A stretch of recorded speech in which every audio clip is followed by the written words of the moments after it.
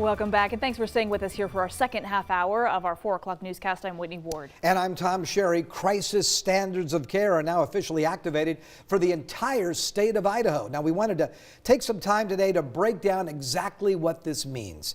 Crisis standards of care is activated when hospitals get to a point where they just don't have enough resources. Simply put, they can't provide the standard of care to every patient like they normally would. So what do we mean by shortage of resources? Well, it could be anything from staffing to equipment. So if they don't have enough staff to treat the amount of patients coming in, or there aren't enough ventilators to treat patients, hospitals also have to conserve limited resources. For example, lowering dosage of medication. In most extreme shortages, resources may be given to patients with cases that have a more likely to have a positive outcome. Okay, so what happens from here? A shortage of ventilators, for example, may mean someone less likely to survive due to underlying conditions would not be put on a ventilator. Instead, someone more likely to live would get that ventilator. But we want to be clear, this is not necessarily what will happen. It's mentioned in the Idaho Health and Welfare's plan as a general approach to consider when crisis standards of care is activated.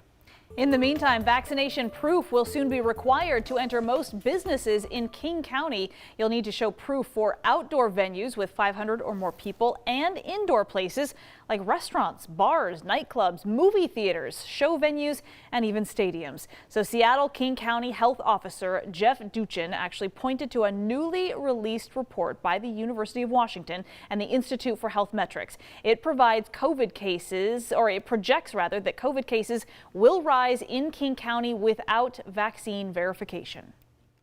In the model's maximum effect scenario, vaccine verification could prevent up to 20% of infections, hospitalizations, and deaths. So here's what counts as proof: your actual CDC COVID-19 vaccine record card, a photo of that card like stored on your phone, a QR code or certificate from myirmobile.com, that's kind of the mobile immunization record database, or a vaccine record from a healthcare provider like a doctor or pharmacy. You can also show an FDA-approved negative test as long as it was taken 72 hours or less prior. The state is also now working on an app that could make this more streamlined and easier for everyone and for businesses too. That could be ready by the end of the month. Well, Washington, D.C. is on high alert one day before supporters of a much anticipated rally for those arrested in connection with the January 6th storming of the Capitol.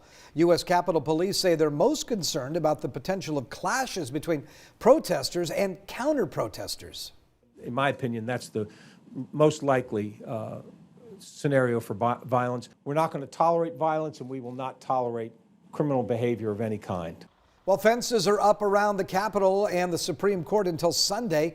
Cameras are in place and all available staff will be working. Also, law enforcement officers from across Washington, D.C., Maryland, and Virginia will be on site to assist.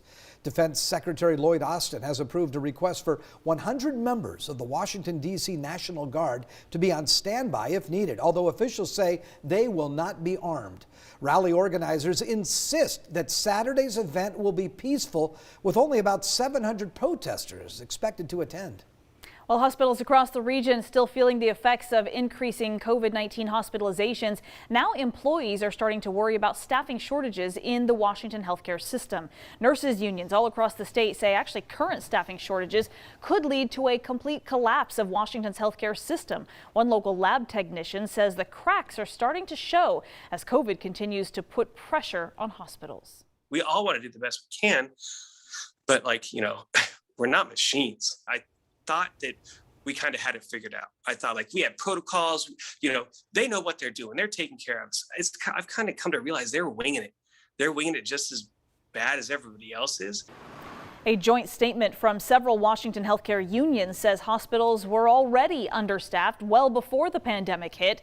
As of now, there are nearly 36 spots open at Sacred Heart just in hospital management. All right, let's talk a little bit more about weather.